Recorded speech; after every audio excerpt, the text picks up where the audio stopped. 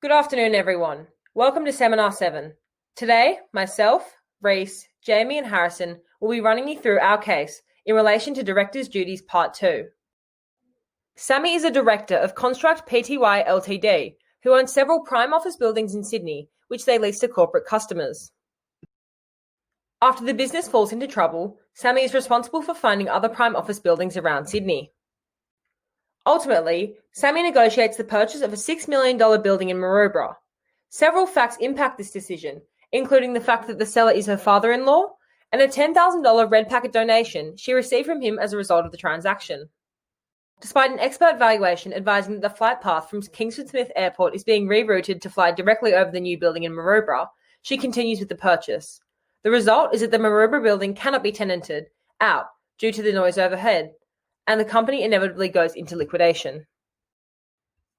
To begin with, it is important to address Sammy's position as a director of Construct Pty Ltd, and whether there was a misuse of this position.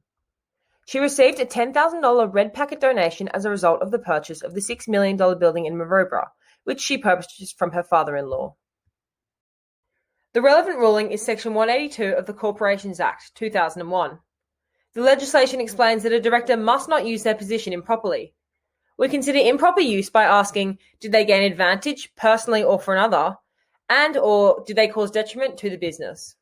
In Sammy's case, the deal was negotiated without disclosure of her personal relationship with the seller, who was her father-in-law. Furthermore, Sammy did in fact receive a gain through the $10,000 check. Moreover, we should consider that the new flight path renders the building unlivable, ultimately leading to the liquidation of the business. Ultimately, her decision resulted in serious harm to the corporation. The case of Furs v. Tompkins, 1936, demonstrated facts similar to this case, where a director put his personal interest above that of the company whilst receiving a secret commission, thus was found to have breached fiduciary duties. Similarly, Sammy ultimately put her personal interest before that of Construct Pty Ltd and was compensated for her decision. On the facts provided, Sammy has misused her position as the director for personal gain and resulting in damages for the company.